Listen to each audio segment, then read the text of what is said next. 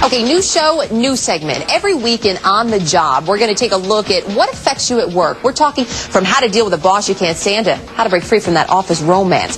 Tonight, we are tackling when your boss or coworker crosses the line into inappropriate behavior. Now, in your office, maybe that's an off-color remark, an unwanted advance that makes you uncomfortable. But for one Californian woman, it was spanking. This may sound familiar. Last month, we told you about Janet Orlando, who was awarded $1.7 million after being spanked as part of a team-building exercise at work. Workplace issues expert Lynn Isagear is joining us tonight, as she's going to every week. She's the author of Sexual Harassment, a Reference Handbook.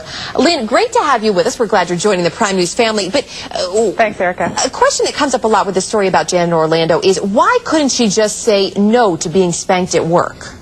Well, for one thing, she was somebody who was different in that workplace. It was a male-dominated workplace, and I think if we're the different person, it's always harder to say no. Also, I'm sure she wanted to have her job, and it was something the boss was leading, and most of us do go along to get along in some environments, especially at work. So this was part of a team-building exercise, we're learning, the spanking that went on. Were you surprised at all at the judgment, $1.7 million? Well, I think it's important to recognize that a big chunk of that is what's called punitive damages. So it's the amount the jury tried to come up with to punish the company. So $1.2 million was that. But juries take these kinds of degrading behaviors very seriously, so no, I'm not surprised. And when we look at these kinds of degrading behaviors, as we said, for everyone it's going to be something a little bit different. A lot of that depends on where you work. You know, here at Headline News, we don't really do these team-building exercises that a lot of companies do. They go off on retreats. Right. What are some of the more interesting exercises you've heard about?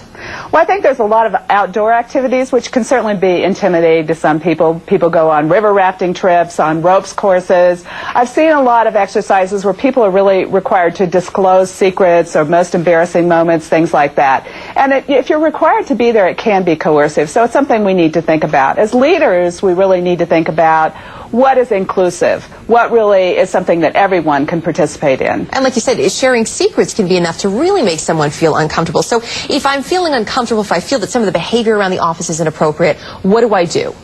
Well, you certainly can complain to your manager about it. If he or she is the one doing it, then you may want to complain to another manager. You can always go to HR. Or if you don't get what you want at work, you can go to the EEOC, the Equal Employment Opportunity Commission, or to your state labor department to complain. When you mentioned going to HR, there's been some recent books lately that say, hey, whatever you do, no matter what they say, do not go to HR. You are going to get blacklisted. What do I do?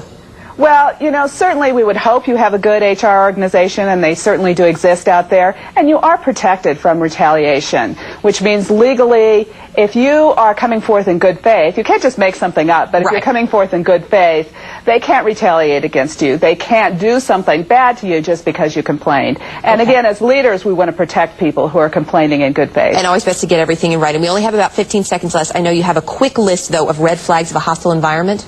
Yes, if it is a hostile environment, it has to be something that's discriminatory or sexual, that's unwelcome, that's severe, pervasive. So we're not talking here, Erica, about one compliment. And also something that the employer either knew about or should have known about and did nothing. All right, some important points. Lynn, always good to have you with us, and we will see you back here next week. Same time, thanks, same Erica. place. All right, thanks very much.